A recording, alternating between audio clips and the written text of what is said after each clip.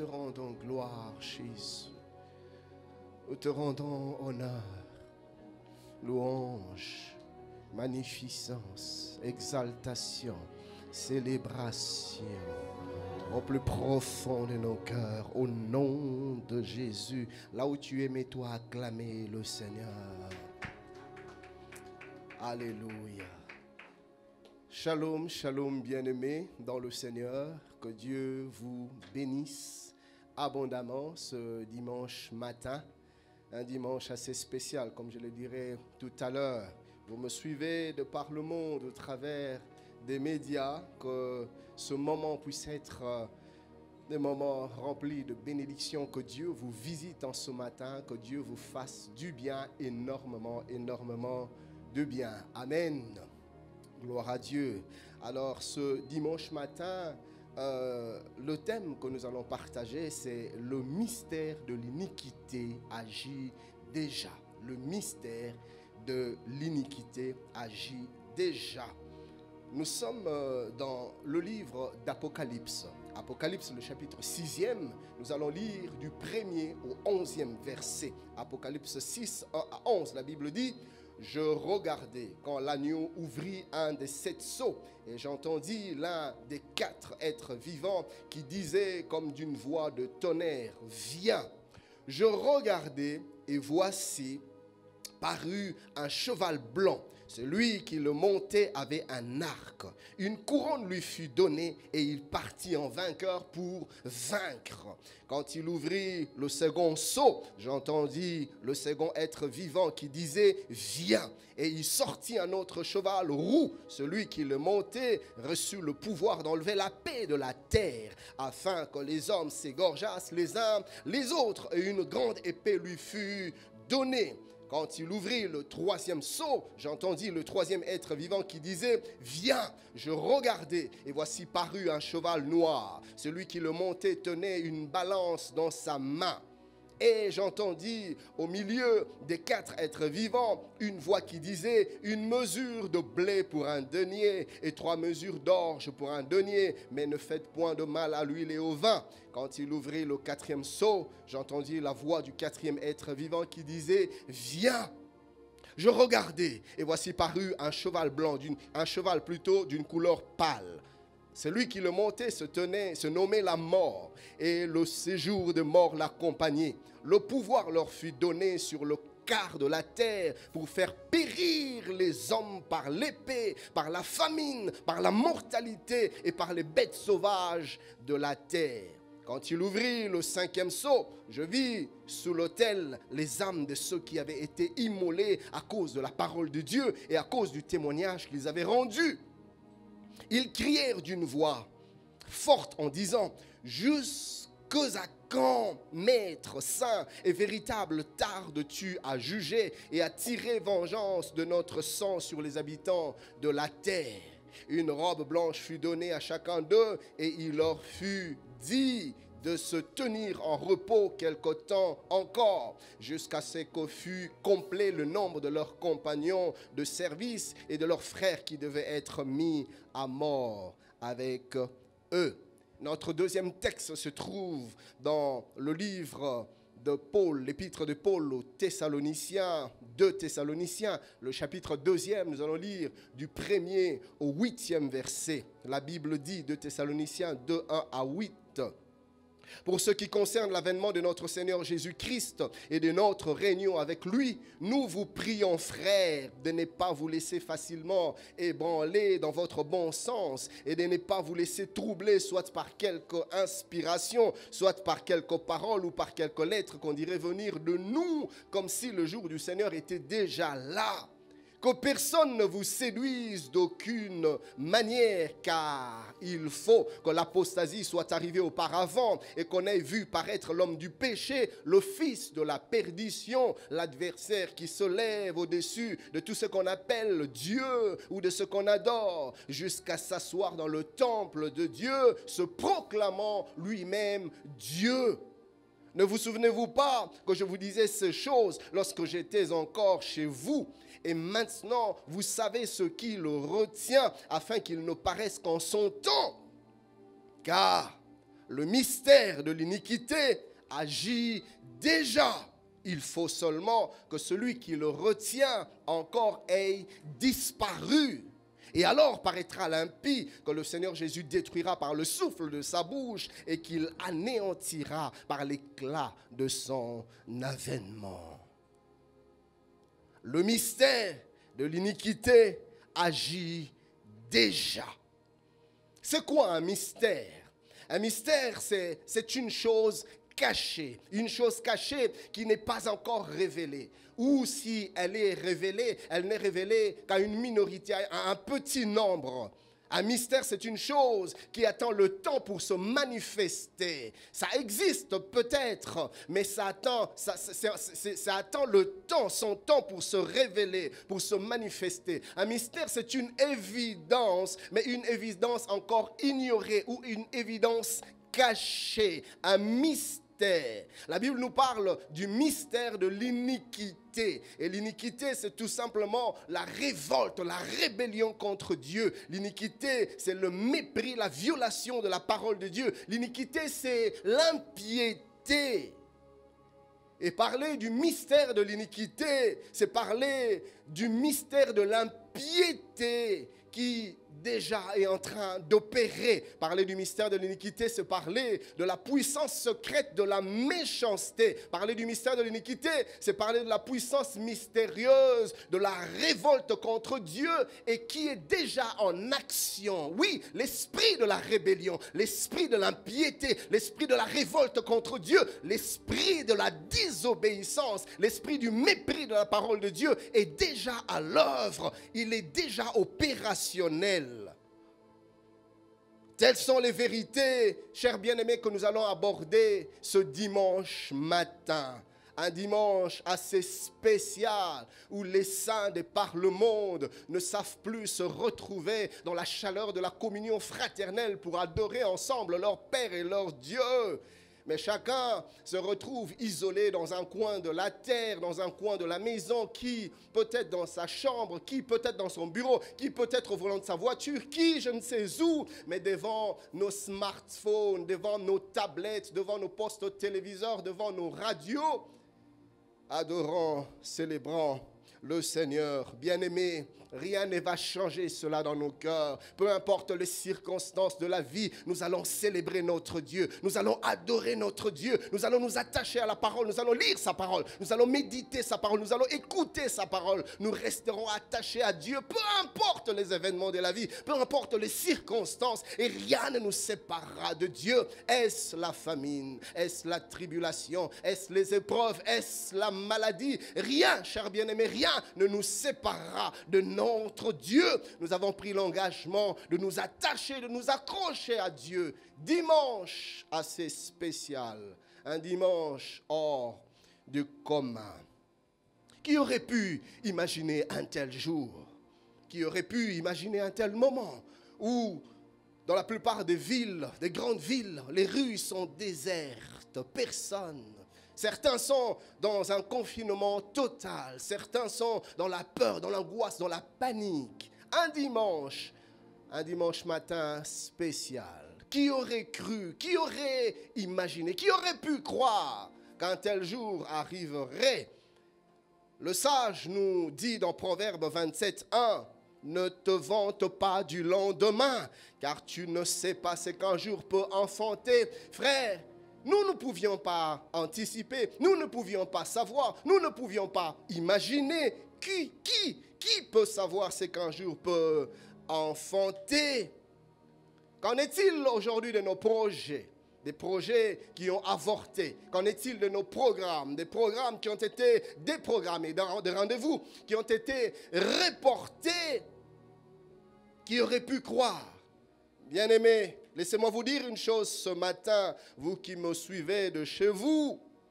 L'homme n'est pas maître de sa vie. Oui, nous devons le savoir. Je prie que ces événements nous enseignent, que ce qui se passe dans le monde nous parle. L'homme n'est pas maître de sa vie. Peu importe c'est que tu es, peu importe le diplôme que tu as, peu importe ton intelligence, mon ami, tu n'es pas maître de ta vie, tu n'es pas maître du temps, tu n'es pas maître des circonstances. Il y en a un autre qui les gère, il y en a un autre qui décide sur ce qui doit arriver ou sur ce qui ne doit pas arriver. L'homme n'est pas maître de son souffle, de sa vie. L'homme n'est pas maître de ses jours, l'homme n'est pas maître de son lendemain.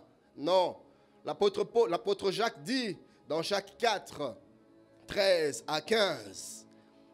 À vous maintenant qui dites, aujourd'hui ou demain, nous irons dans telle ville, nous y passerons une année, nous trafiquerons et nous gagnerons. Vous qui ne savez pas ce qui arrivera demain, car qu'est-ce que votre vie? Qu'est-ce que votre vie? Vous êtes une vapeur qui paraît pour un temps, pour un peu de temps, et qui ensuite disparaît. C'est cela la vie de l'homme. Une vapeur, pour un temps, elle apparaît, et puis après, elle disparaît. Et pour un peu de temps, mon ami, la vie de l'homme n'est que précarité, la vie de l'homme n'est que éphémère, la vie de l'homme n'est que vanité, poursuite de vent. La vie de l'homme est semblable à de la fumée que l'on ne peut maîtriser, que l'on ne peut saisir. Elle nous échappe. Jacques dit, vous êtes une vapeur qui paraît pour un peu de temps et qui ensuite disparaît. Verset 15. Vous devriez dire au contraire, si Dieu le veut, nous vivrons et nous ferons ceci ou nous ferons cela. Que ce temps nous enseigne. Mon ami, que ce temps t'enseigne, que ce temps te parle. Tu n'es pas maître de l'existence, tu n'es pas maître de ta vie, tu n'es pas maître de tes propres programmes, même pas de tes propres programmes. Tu n'es pas maître de tes propres projets, frère. La Bible dit, les projets qui montent dans le cœur de l'homme est décidé par Dieu quant à son accomplissement. L'homme forme des projets, mais c'est les desseins de l'Éternel qui s'accomplissent. Nous devons être suffisamment humbles pour reconnaître qu'il y a des choses qui nous échappent. Oh homme, vas-tu le reconnaître aujourd'hui? Vas-tu te rendre compte aujourd'hui qu'il y a des choses qui t'échappent, il y a des choses que tu ne maîtrises pas, il y a des choses que tu ne contrôles pas? Je suis venu ce matin t'annoncer un Dieu qui maîtrise des choses qui t'échappent, un Dieu qui contrôle des choses que tu ne maîtrises pas, des choses que tu ne peux contrôler. Il y en a un qui est dans les cieux, qui contrôle et qui maîtrise toutes choses. La Bible dit dans Luc 12, 16 à 21, et il leur dit cette parabole. Les terres d'un homme riche avaient beaucoup rapporté. Et il raisonnait en lui-même, disant, que ferai-je? Car je n'ai pas de place pour serrer ma récolte. Voici, dit-il, ce que je ferai. J'abattrai mes greniers, j'en bâtirai de plus grands, j'y amasserai toute ma récolte et tous mes biens. Et je dirai à mon âme, tu as beaucoup de biens en réserve pour plusieurs années. Repose-toi, mange, bois et réjouis-toi. Mais Dieu lui dit, insensé, cette nuit même, ton âme te sera redemandée. Et ce que tu as préparé, pour qui cela sera-t-il? Il en est ainsi de celui qui amasse des trésors pour lui-même et qui n'est pas riche pour Dieu. Tu t'es amassé des trésors, tu t'es amassé des richesses, tu t'es amassé de l'argent. Mais à un moment donné, tu t'es bien rendu compte que toutes ces choses ne pouvaient pas te sauver, toutes ces choses ne pouvaient pas te protéger, toutes ces choses ne pouvaient pas garantir ton avenir, frère. Il y a des choses que l'argent ne peut acheter, il y a des choses que tes richesses ne peuvent te garantir. Aujourd'hui, le monde est en train de traverser une tragédie et plaise à Dieu qu'elle passe et qu'elle passe très vite. Et cela doit nous enseigner. L'homme est en face de sa faiblesse. Oui, de sa faiblesse. L'homme est en face de son incapacité. L'homme est en face de son impuissance devant les choses qui le dépassent. Et l'humanité est en effervescence, en agitation. Tout le monde s'interroge. Tout le monde veut savoir qu'est-ce qui se passe. Tout le monde veut comprendre qu'est-ce qui nous arrive. Pourquoi cela nous arrive? Et cela me rappelle l'oracle de Dumas. Ce cri qui a jailli du cœur d'Ésaïe le prophète. Nous sommes dans Ésaïe 21, verset 11e. oracle sur Duma, en moquerie de Séhir, sentinelle, que dis-tu de la nuit?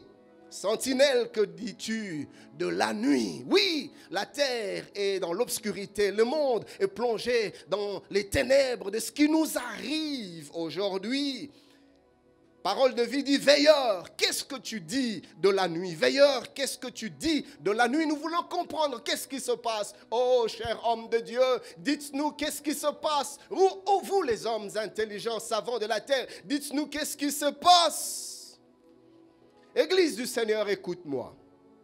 Le monde a le droit d'être surpris par ce qui nous arrive, par ce qui arrive au monde. Oui, il en a le droit, mais pas l'Église. Non, l'Église ne peut être surprise. L'Église ne peut se questionner sur ce qui se passe. Non. Non, pas elle. Pourquoi? Parce que les Écritures ont prédit ces choses. Les Écritures ont annoncé ces choses. Et croyez-moi, chers bien-aimés, je ne suis pas un prophète de malheur, mais quand je médite les Saintes Écritures, je me rends compte que le monde n'ira pas mieux demain. Le monde ne sera pas meilleur demain. Non, demain, ça sera pire qu'aujourd'hui. Nous aurons peut-être un relâche pendant un temps, mais puis après, ces choses vont encore revenir. Avec ou sans nous, ces choses vont encore revenir. Et même des plus belles. Pourquoi? Parce qu'elles ont été prédites dans la parole. Frère, il arrivera un temps où tu n'auras pas où t'enfouir.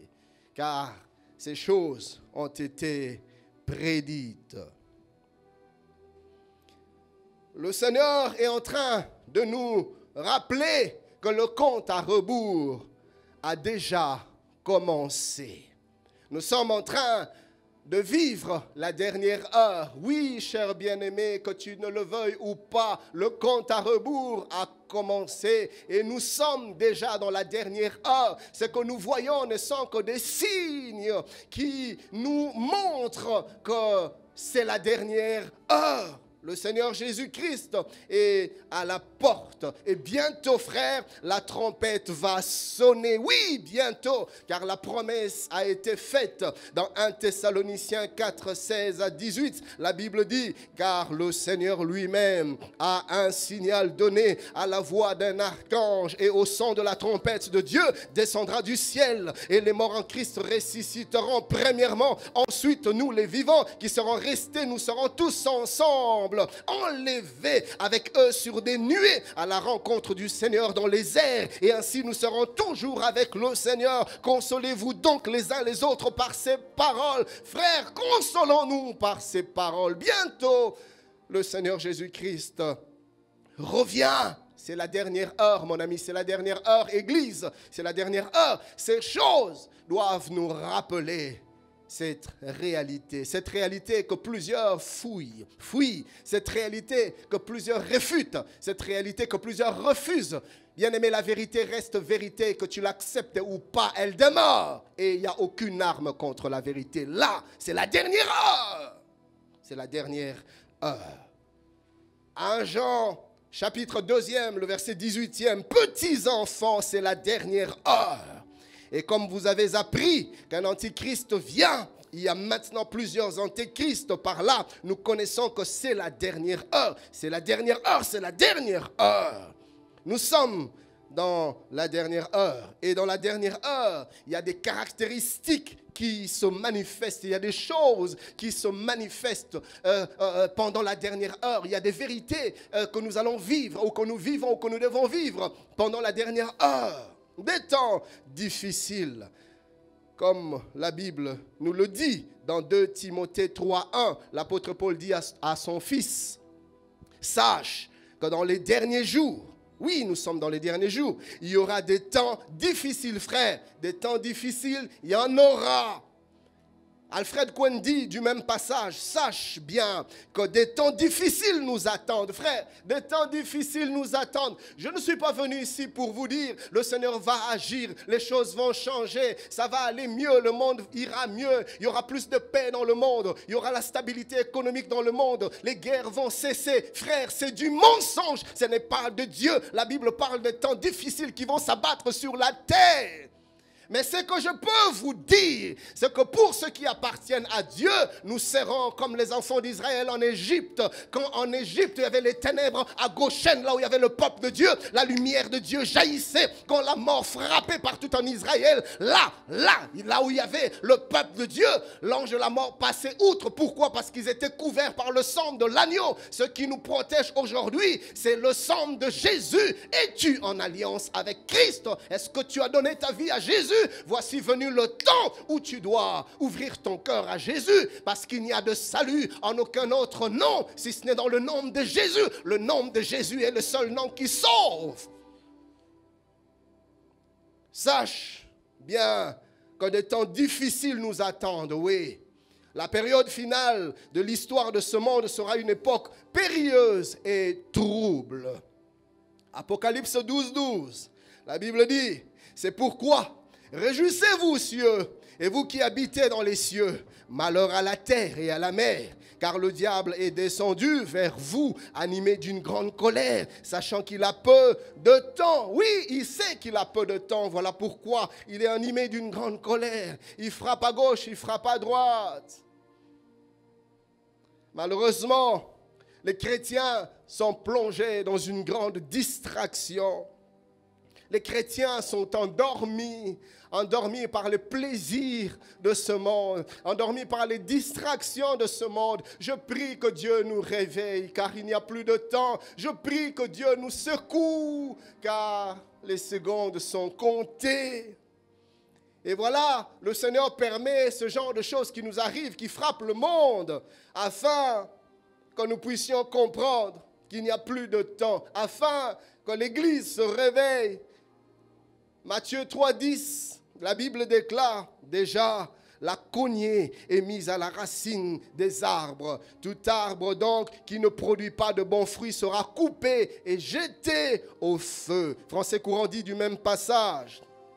La hache est déjà prête à couper les arbres à la racine. Tout arbre qui ne produit pas de bons fruits va être coupé et jeté au feu.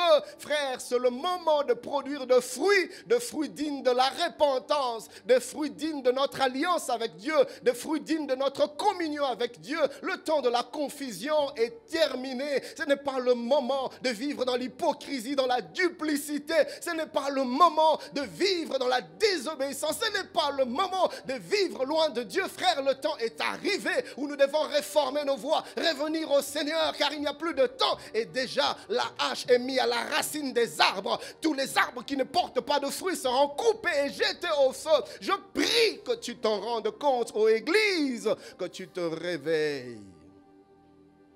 Alfred Cohen dit du même passage, attention, le temps est court.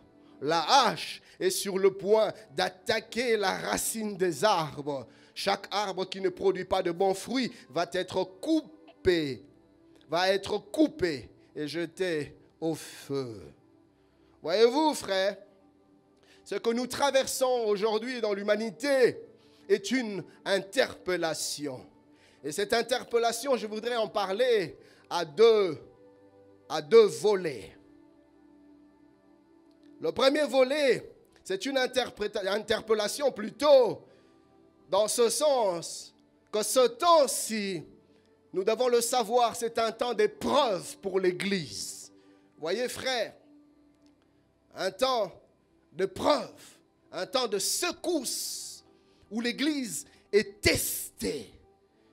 Un temps où on secoue pour voir si elle est bien fondée, l'Église, si elle est bien assise. Un temps où les chrétiens vont être secoués pour voir s'ils sont bien fondés sur la vérité de la parole. C'est un temps d'épreuve. La Bible dit dans 1 Corinthiens 13, 12 à 15, « Or, si quelqu'un bâtit sur ce fondement avec de l'or, de l'argent, des pierres précieuses, du bois, du foin, du chaume, l'œuvre de chacun sera manifestée, car le jour la fera connaître, parce qu'elle se révélera dans le feu, et le feu éprouvera ce qu'est l'œuvre de chacun.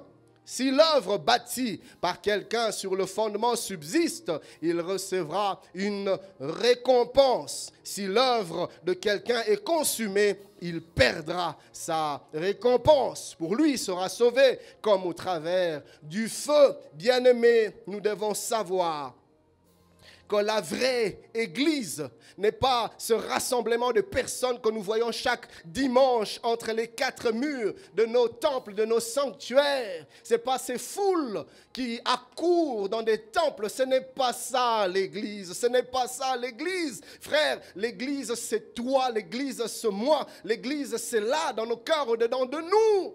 Ce temps, je disais, était un temps de preuve. C'est maintenant que nous allons voir si l'Église existe. Combien de temps vas-tu tenir? Et ici, je ne parle pas de l'Église corps du Christ. Non, je parle de ce temple que je suis, de ce temple que tu es. Je parle de cette maison que je suis, de cette maison de Dieu que tu es. La Bible nous en parle dans le premier épître de Paul aux Corinthiens, le chapitre 6e, le verset 19e. Ne savez-vous pas que votre corps est le temple du Saint-Esprit qui est en vous? Nous sommes des temples de Dieu et ce temps est un temps d'épreuve pour ce temple afin que l'on sache, afin que soit révélée la vérité de chacun. Sommes-nous véritablement de maison de Dieu? Est-ce que Dieu règne véritablement dans sa maison? Est-ce que Dieu contrôle véritablement sa maison? Ou sommes-nous faux? Ou ce que nous faisions n'était que par apparence, dimanche après dimanche? Nous courions dans nos temples, dans nos beaux bâtiments, par apparence,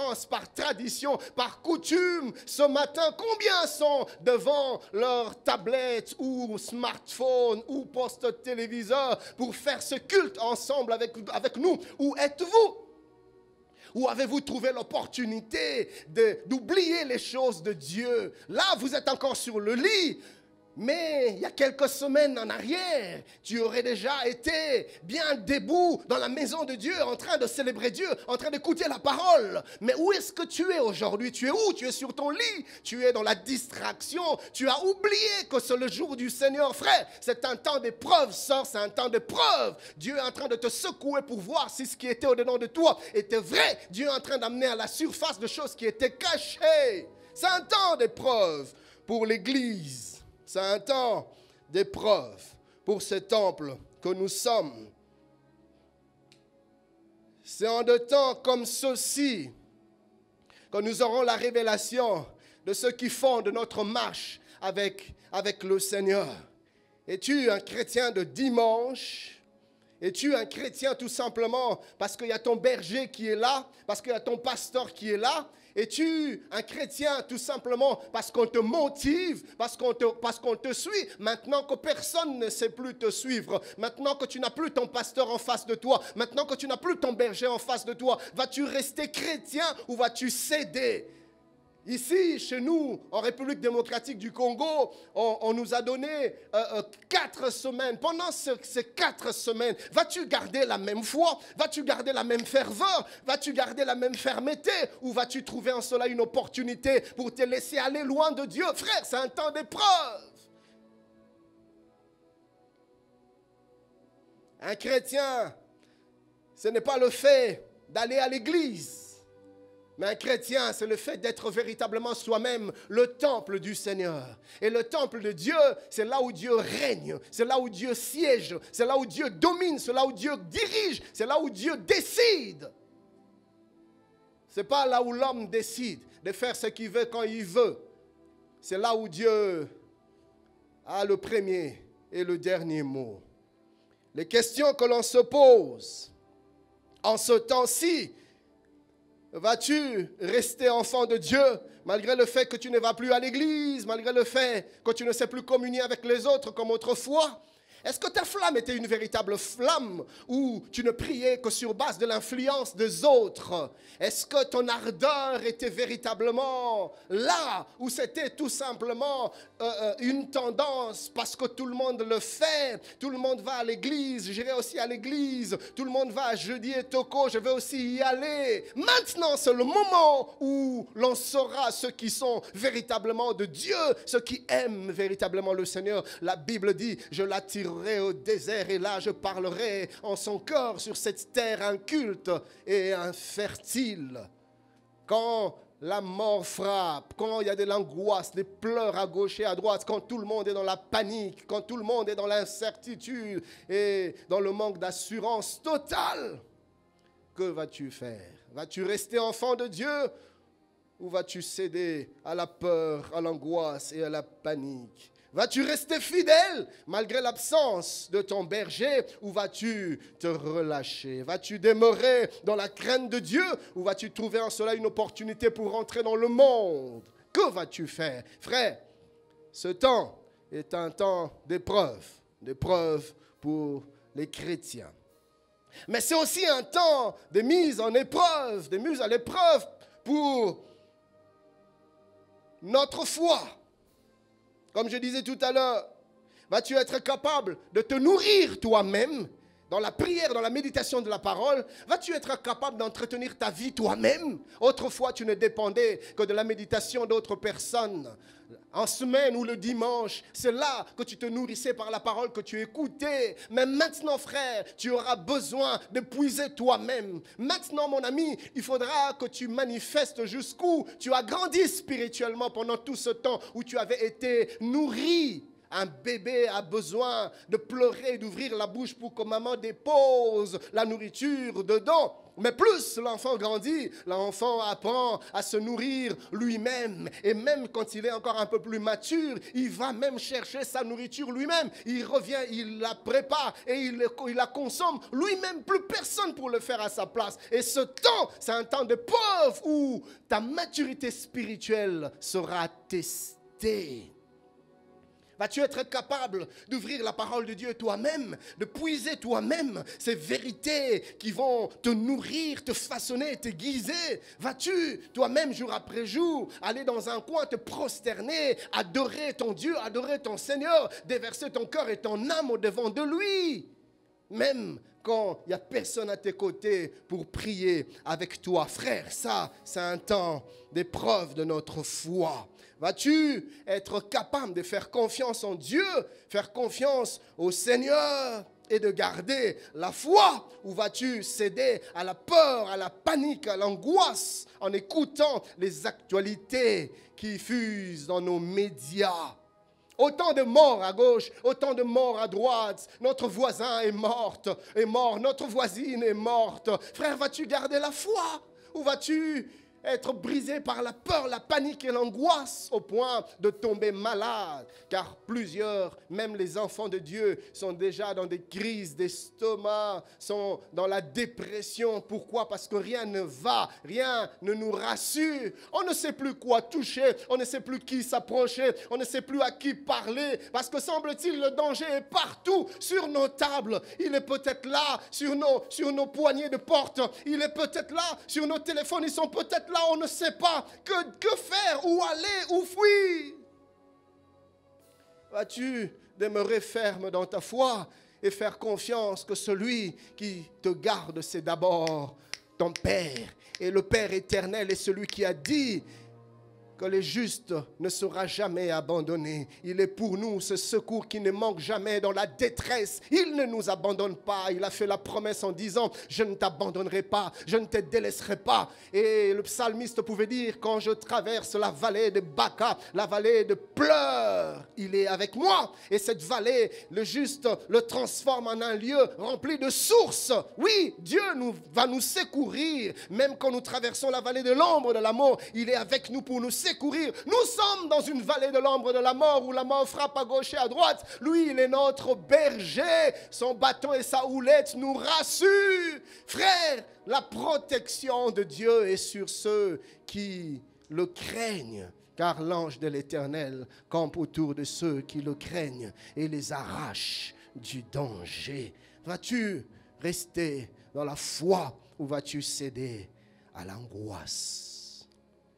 Ce n'est pas seulement un temps d'épreuve pour les fidèles, pour les brebis, mais c'est aussi un temps d'épreuve pour les pasteurs, pour les bergers. Car eux qui étaient habitués à prêcher devant les assemblées, ils sont désormais obligés de parler devant des chaises vides et en face des caméras. Vas-tu garder la même ardeur? ou vas-tu céder le micro à ton assistant, à tes autres pasteurs? Vas-tu continuer à préparer la parole de Dieu avec la même ardeur tout en sachant qu'il n'y aura peut-être pas de gens qui viendront donner les offrandes? Vas-tu garder le même zèle? Oui, c'est aussi une épreuve pour les bergers qui doivent faire face aux moqueries du monde, des mondains.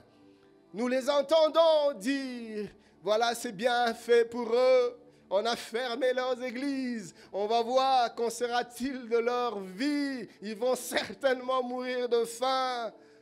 Homme de Dieu, vas-tu rester fidèle à Dieu en ce temps-ci ou vas-tu céder à la pression? Vas-tu te mettre à suivre les brebis chez eux pour récolter les dîmes et les offrandes?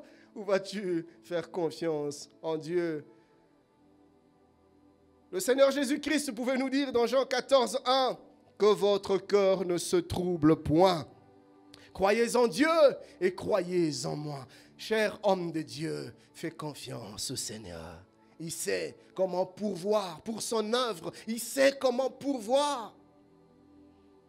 En Israël, dans ce moment de sécheresse, de désarroi, de désolation, Dieu a dit à son serviteur Élie le prophète, va à Kéritz, là je prendrai soin de toi, car j'y ai ordonné au corbeau de t'amener le pain, la viande le matin et le soir, et tu vas t'abreuver avec l'eau du torrent. En de temps de crise, Dieu sait prendre soin de ses serviteurs, fais-lui confiance. Dieu sait prendre soin de son œuvre, fais-lui confiance, mon ami. Il n'a pas changé.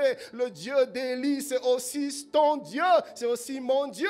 Il prendra soin lui-même de son Église. Jésus a dit, les portes des séjours de mort ne prévaudront point contre elle. Les fondements de l'enfer ne vont pas se déchaîner sur l'Église. Non, le maître de l'Église, le rocher sur lequel l'Église est fondée, et celui qui protège l'Église, il protégera son œuvre. Il l'a dit, il va le faire, car il n'est pas un homme pour mentir, ni un fils d'homme pour se repentir.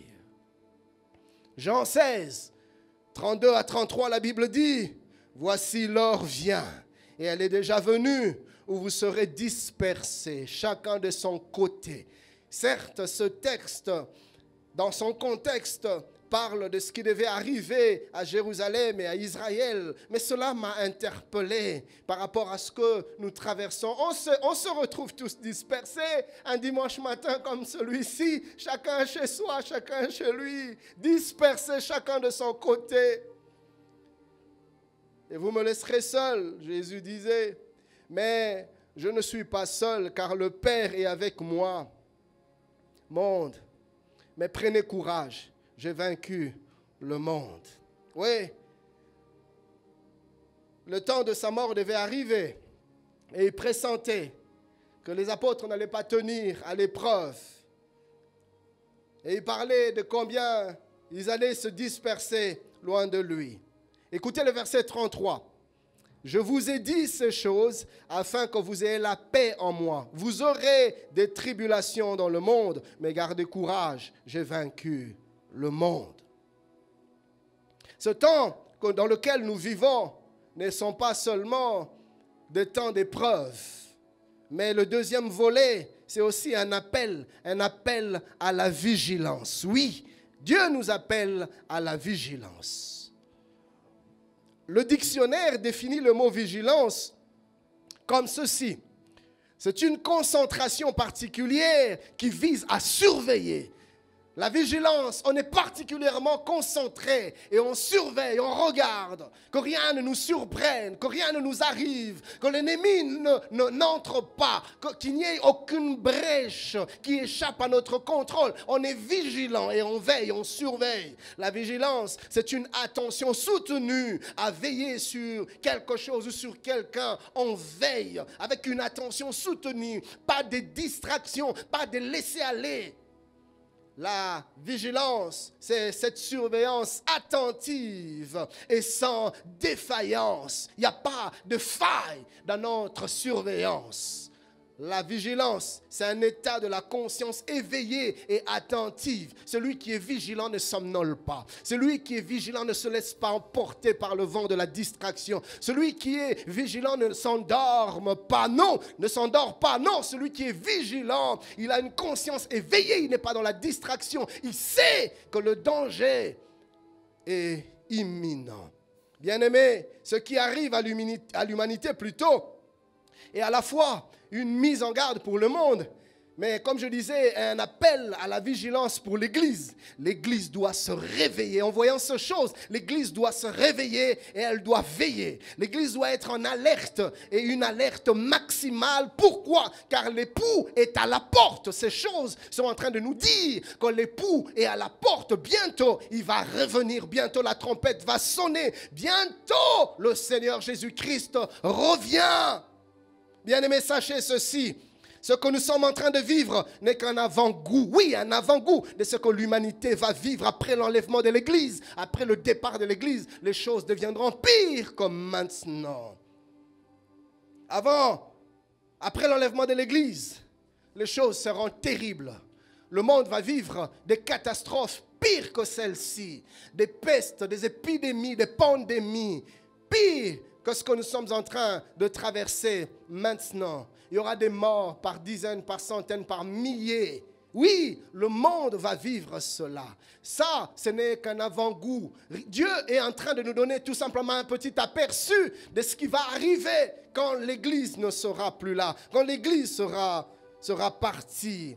Et je me rappelle de ce texte de Matthieu 24, 3 à 8, et aussi le verset 31, Jésus qui se retrouve sur la montagne des Oliviers, et les disciples voulant connaître les signes, annonçant le temps de la fin, décident de lui poser cette question. La Bible dit, au verset 3e, il s'assit sur la montagne des Oliviers et les disciples vinrent en particulier lui faire cette question. Dis-nous quand cela arrivera-t-il et quel sera le signe de ton avènement et de la fin du monde?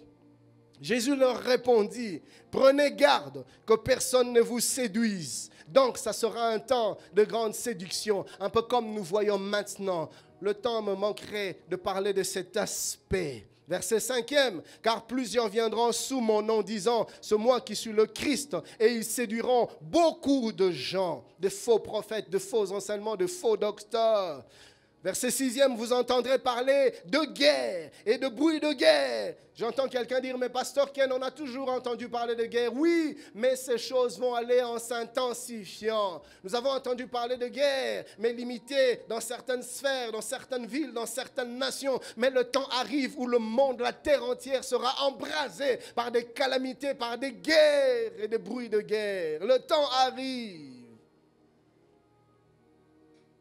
Gardez-vous d'être troublés, car il faut que ces choses arrivent, mais ça ne sera pas encore la fin. Une nation se lèvera contre une nation et un royaume contre un royaume, et il y aura en divers lieux des famines et des tremblements de terre. Tout cela ne sera que le commencement des douleurs. Frères, ce que nous sommes en train de vivre n'est que le commencement de douleurs. Église, prépare-toi, car bientôt nous allons partir.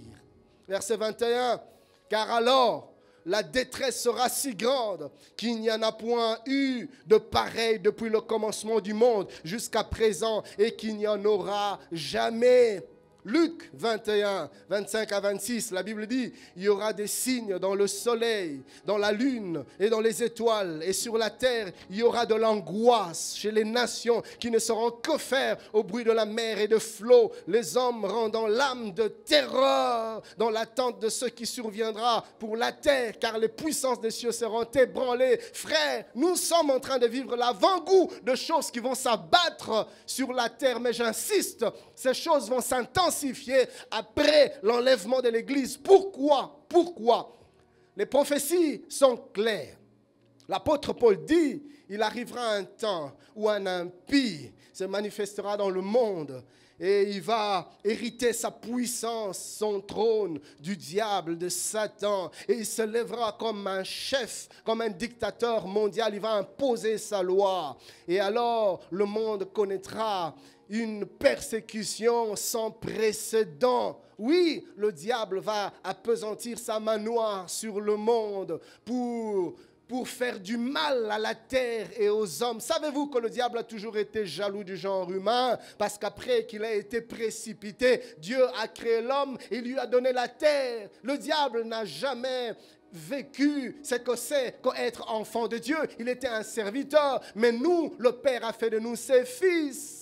Et le diable est animé d'une rancœur, d'une colère contre l'homme, contre l'humanité. Et il n'attend que ce temps pour faire du mal à la terre et aux hommes de la terre.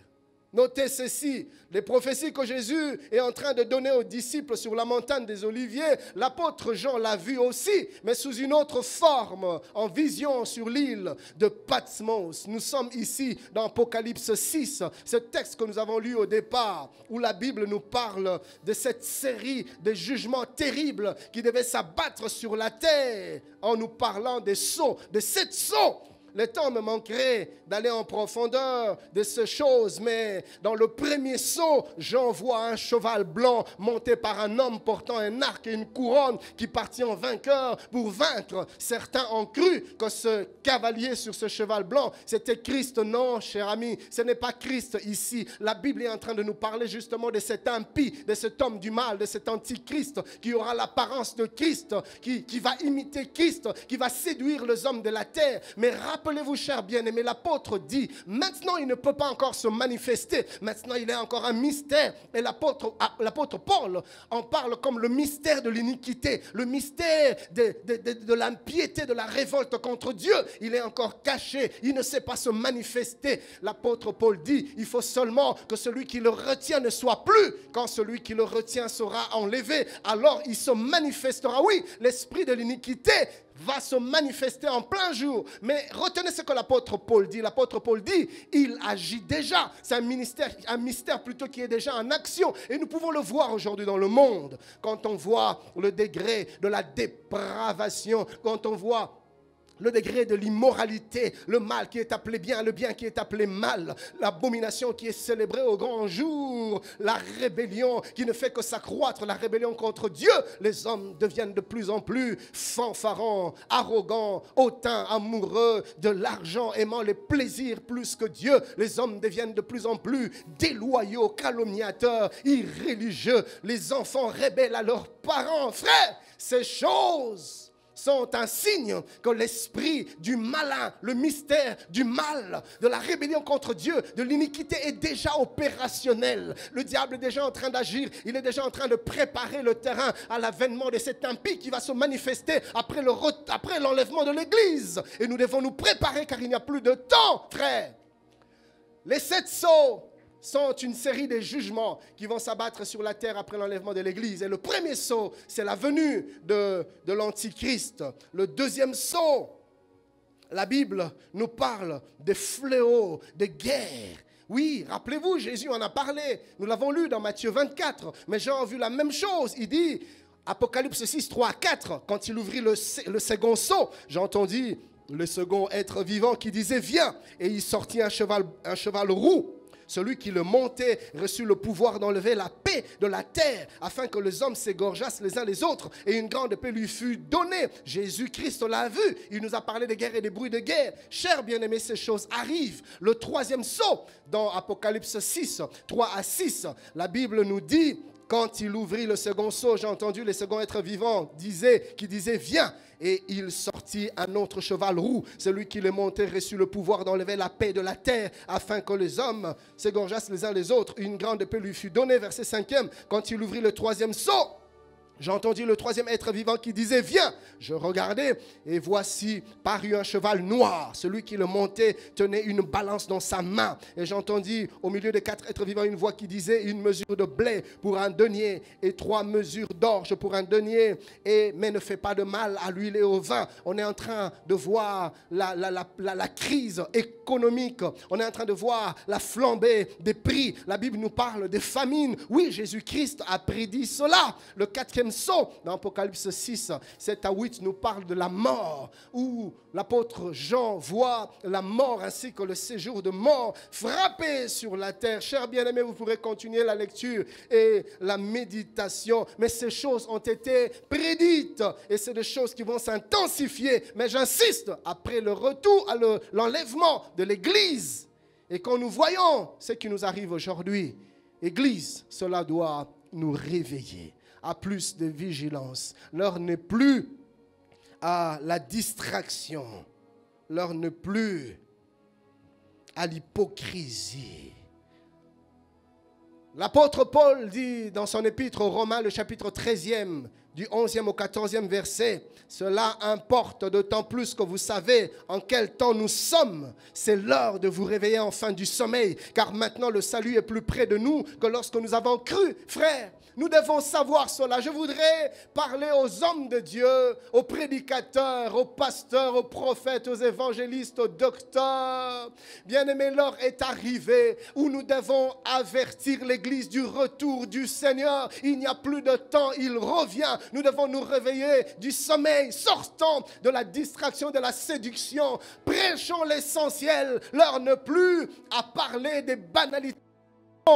Où matin, midi, soir, on parle que de matériel, on ne parle que des finances, on ne parle que des choses d'en bas, on ne parle que de l'épanouissement personnel. On est devenus des motivateurs au lieu d'être des sentinelles pour avertir le peuple. Nous sommes arrêtés à encourager le peuple matin, midi, soir. Les choses iront mieux, vous allez sortir de vos galères, Dieu va intervenir. Frères, ces choses sont bien, mais il y a plus important que ça. En ce temps-ci, nous devons nous lever comme des sentinelles et parler au monde du retour de Christ, car bientôt la trompette va sonner. Homme de Dieu, vas-tu te réveiller et faire l'œuvre du Seigneur, ou vas-tu rester dans le sommeil de la distraction de ce monde?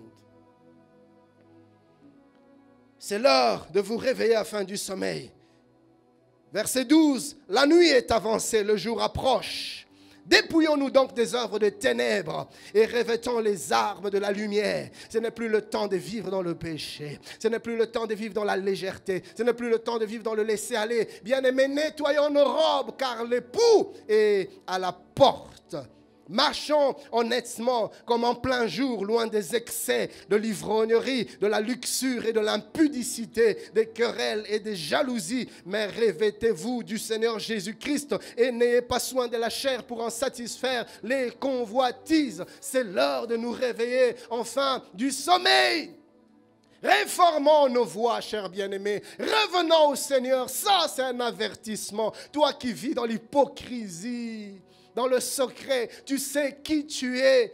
Écoutez, ce qui arrive est un avertissement, c'est un appel à la prise de conscience, c'est un appel à la vigilance. Oui, frères, réveillons-nous, car bientôt l'époux va venir. Dans Matthieu 25, on nous parle de la parabole des 10 vierges, 5 sages et 5 folles. Alors qu'elles étaient en train d'aller à la rencontre de l'époux, la nuit est arrivée. Elles ont été toutes prises de sommeil. La Bible dit toutes, elles s'assoupirent et elles s'endormirent. Oui, toutes, les sages se sont endormis, les folles se sont endormies. Bien-aimés, en ce temps de la fin, la distraction frappe à la porte de tout le monde. Nous sommes tous susceptibles d'être emportés par le vent du sommeil spirituel. Les 5 sages et les 5 folles se sont toutes endormies au milieu de la nuit. Pourquoi la Bible parle de la nuit? Je vais vous le dire. La Bible dit que c'était en plein milieu de la nuit qu'à un moment donné, un homme cria. L'époux est là, réveillez-vous. Oui, la nuit, la Bible parle de la voix d'un archange et du son de la trompette. La nuit, pourquoi la nuit? Parce que la nuit, ici, c'est l'image de la distraction. La nuit, c'est l'image des œuvres des ténèbres. Oui, c'est le temps dans lequel nous sommes, où les ténèbres, l'obscurité s'est appesantie sur le monde et le diable a endormi plusieurs. La voix se fera entendre la nuit, frère. Bientôt la voix va se faire entendre. Et quand il a crié, les 10 se sont réveillés, mais les 5 folles se sont rendus compte qu'il n'y avait plus d'huile dans leur lampe. Et ils ont demandé aux sages, les sages leur ont dit, nous ne pouvons pas vous prêter de notre huile, allez en acheter vous-même. Frère, il y a des choses que tu ne pourras pas partager. Écoutez, il y a des choses qu'on ne partage pas, comme maintenant là. Je ne peux pas me sanctifier à ta place. Je ne pourrai peut-être plus méditer la parole de Dieu pour te partager. Il y a des choses que je ne serai plus capable de te partager. Il arrivera un temps où chacun doit prendre soin de son âme, car le salut est individuel, frère. Il y a des choses qu'on ne partage pas. Et maintenant là, il faudra que tu apprennes à aller puiser toi-même à la source pour ton âme. Mais n'attends pas qu'il soit trop tard, car le temps qu'elles soient parties en chercher, quand elles sont revenues, la porte était déjà fermée.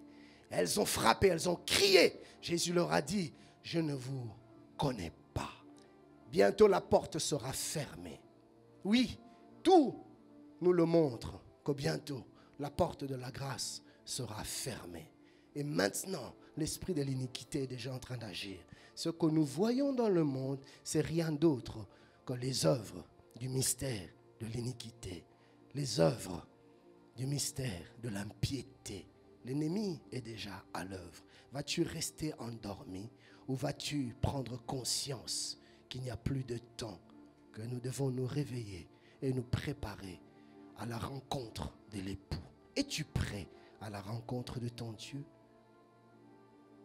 As-tu déjà donné ta vie à Jésus? Je ne dis pas que c'est la fin du monde, mais je suis en train de dire que ce qui nous arrive sont des signes que l'époux est à la porte. Vas-tu discerner le temps? Vas-tu discerner la saison ou vas-tu passer à côté? Mais fais attention, plus tard risque d'être trop tard.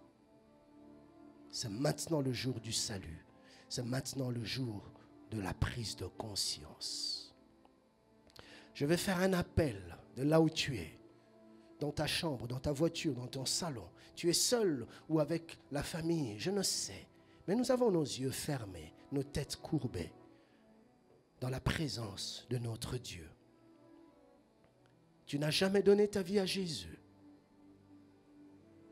Tu n'as jamais eu une expérience personnelle avec le Seigneur.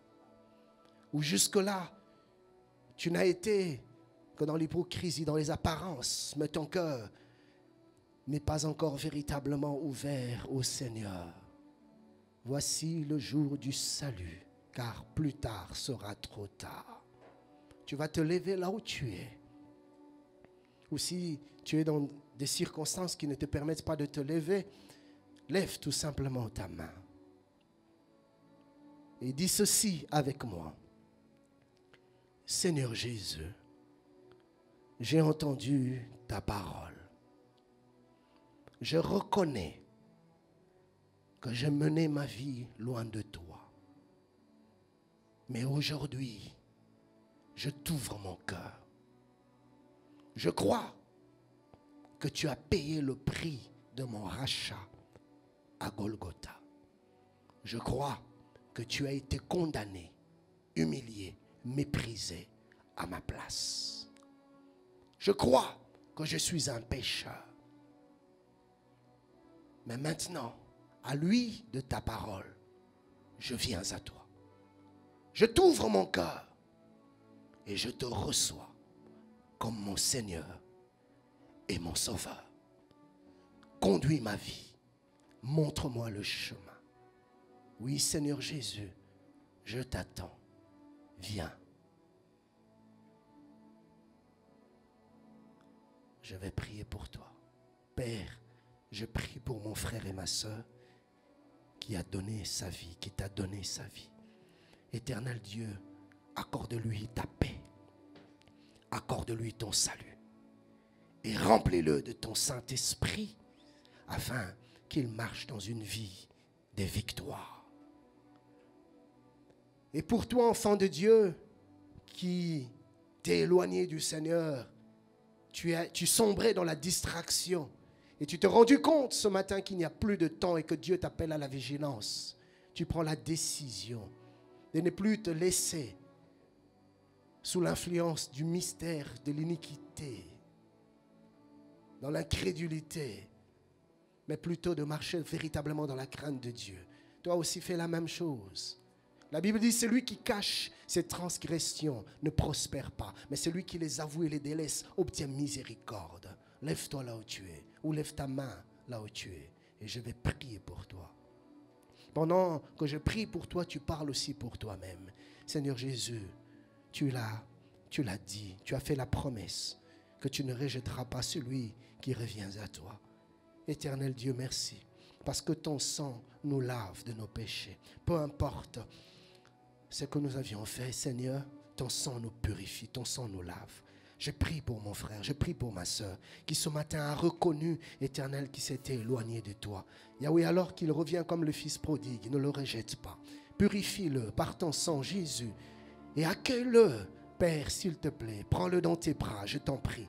Relève-le, restaure-le, Seigneur, s'il te plaît. Remplis-le de ton esprit, Père, et donne-lui ta force, afin qu'il marche dans une vie chrétienne de victoire et qu'il témoigne de toi, Seigneur. Merci. Merci Jésus, toi qui exauces notre prière. Bien-aimés, j'avais dit qu'aujourd'hui nous allons passer à ce service de Sainte Seine. Dans les 7 minutes qui me restent, nous allons monter à la table du Seigneur. Vous savez, chers bien-aimés, en Égypte, alors que l'ange de la mort était en train de frapper, Dieu a dit aux enfants d'Israël, immolez un animal, un agneau, un chevreau. Prenez de son sang, mettez sur les linteaux de vos portes. Et quand l'ange de la mort sera en train de passer partout là où il y aura le sang, l'ange passera outre. Bien-aimés, dans ce temps où la mort frappe, certes, les mesures sanitaires sont importantes, mais rien ne peut vraiment nous protéger comme le sang de l'agneau. Vous savez, ceux qui sont contaminés ne sont pas forcément ceux qui ont manqué de respecter ces mesures. Vous voyez, on ne peut vraiment pas être prudent, mais seul Dieu est capable de nous protéger. Seul Dieu est capable de nous préserver. Et il a versé de son sang. La Bible dit, à la croix de Golgotha, il a pris nos péchés. Il a effacé nos iniquités. Mais la Bible dit qu'il nous a aussi guéris de toutes nos maladies. Oui, le sang de Jésus nous guérit. Le sang de Jésus nous purifie pas seulement. Le sang de Jésus ne nous lave pas seulement. Mais le sang de Jésus aussi nous couvre et nous protège car ils l'ont vaincu à cause du sang de l'agneau. Le sang de Jésus nous préserve des maladies. Le sang de Jésus nous préserve de la main noire, de ténèbres, de l'obscurité. Le sang de Jésus nous protège. Et à la nuit où il fut livré, le Seigneur Jésus-Christ prit le pain. Et après avoir rendu grâce, il le romput, après avoir rendu grâce, il dit, ceci est mon corps brisé pour vous. Faites ceci en mémoire de moi. Là où tu es, prends le pain. Prends le pain et donne aussi à ceux qui sont autour de toi. Gloire à Dieu. Nous allons le faire ensemble. Seigneur Jésus, ton corps a été meurtri. Ton corps a été brisé. Ton corps, ta chair a été déchirée. Et ce jour-là, le voile du temple se déchira de haut en bas. Tu nous as donné l'accès auprès du Père par ta chair qui a été déchirée. Jésus, tu nous as recommandé de le faire en mémoire de toi. Voilà pourquoi nous communions ce matin à ta table, de par le monde, avec mes frères, avec les saints. Éternel, nous nous souvenons de ton corps brisé par tes meurtrissures. Nous sommes guéris. Éternel Dieu, maintenant que nous serons en train de prendre ces pain, je déclare et je proclame partout là où il y a la maladie, peu importe le nom de la maladie, corona, covid, diabète, VIH, tension, hypertension, hypotension, cancer, ou peu importe que sais-je, peu importe ce que les médecins ont dit, pendant que ton peuple sera en train de prendre ce pain, ton corps, je déclare que la maladie quitte le corps maintenant au nom de Jésus, la grippe disparaît. disparaît. Les infections respiratoires disparaissent. Le diabète disparaît. Le cancer disparaît. Le VIH disparaît maintenant dans le nom de Jésus. Bien-aimé, mange le pain.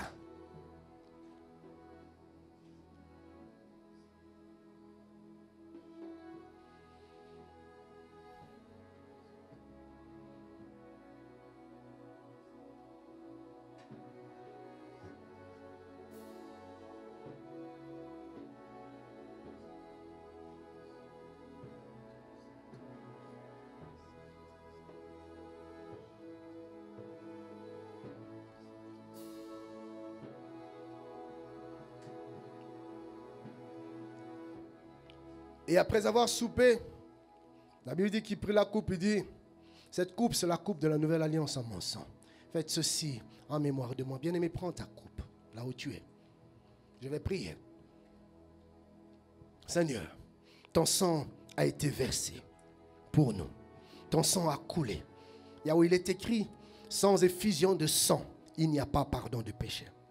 Merci parce que le sang a déjà coulé. Le sang a déjà coulé. Le sang a déjà coulé. Et peu importe l'intensité de péché de l'homme, quand il tourne ce regard vers toi, Père, toi tu le purifies car ton sang est puissant, Jésus. Et il n'y a aucune iniquité qui ne peut être ôtée par ton sang, car ton sang est puissant. Et ce matin, nous confessons la puissance de ton sang. Jésus, nous voulons communier avec toi par ton sang, car c'est le sang de la nouvelle alliance. C'est par ton sang que cette nouvelle alliance a été inaugurée. Et aujourd'hui, nous sommes devenus des enfants de Dieu.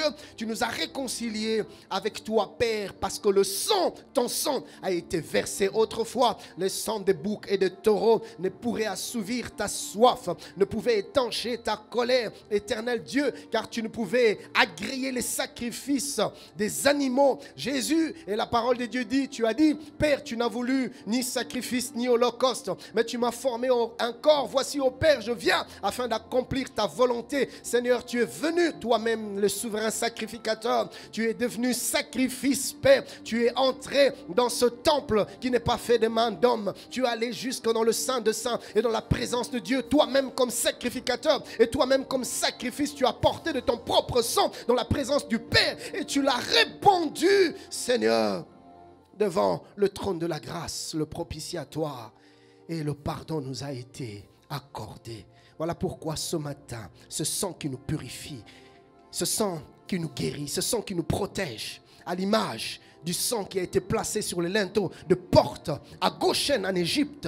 Et l'ange de la mort qui frappait ne pouvait atteindre ceux qui étaient couverts par le sang. Ce matin, je proclame et je déclare, partout là où ce geste est en train d'être posé, le sang de la nouvelle alliance, le sang de Golgotha nous couvre. J'asperge sur toi le sang de Jésus. J'asperge sur ton corps, sur ton âme et sur ton esprit le sang de Jésus. J'asperge dans tous les coins et recoins de ta maison, de ta parcelle, de ta chambre, de ta voiture, le sang de Jésus. J'asperge sur ta femme, sur ton mari. J'asperge sur tes enfants. J'asperge sur tes parents. J'asperge sur le peuple de Dieu le sang de la nouvelle alliance. Et ce sang nous protège. Je proclame et je déclare que 1000 tombent à ton côté, 10 000 à ta droite, tu ne seras pas atteint. Au nom de Jésus, tu ne craindras pas la flèche qui vole le jour, ni la terreur qui rôde la nuit. Tu ne craindras pas la contagion qui frappe en plein midi. Toi, tu es couvert et protégé par le sang de Jésus. Père, alors que nous sommes en train de prendre cette coupe, partout là où il y a les maladies, elles disparaissent maintenant au nom de Jésus. Je brise la puissance de la maladie maintenant au nom de Jésus. Bien-aimé, ce matin, je proclame et je déclare sur ta vie que tu es guéri au nom de Jésus. Je commande à la maladie, peu importe son nom, de quitter ton corps maintenant au nom de Jésus. Reçois ta guérison maintenant. Tu es guéri au nom de Jésus. Père, nous prenons cette coupe en nous souvenant de ton sang. Prenons la coupe.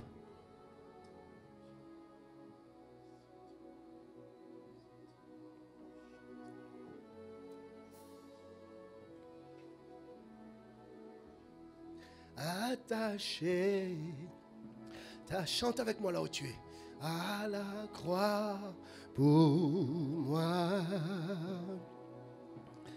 attaché à la croix pour moi, il a pris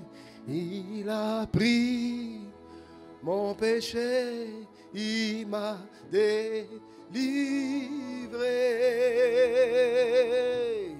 attaché à la croix pour moi, attaché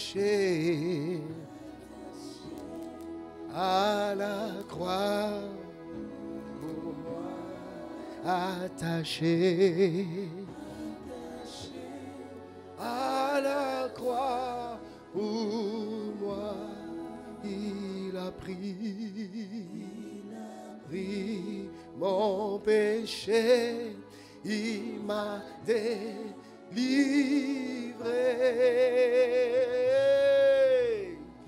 attaché à la croix. Alors que le pasteur Christian vient prier pour nous, recommander notre semaine entre les mains de Dieu, j'aimerais nous dire, profite de ce temps de confinement, que cela soit comme une retraite pour toi. Passe du temps dans la présence de Dieu. Et n'oublions pas les mesures de protection. Lavons-nous les mains régulièrement. Évitons les contacts physiques. Protégeons-nous. Évitons de mettre nos mains sur le visage. Toutes ces mesures sont bonnes. Soyons sages. Que Dieu vous bénisse.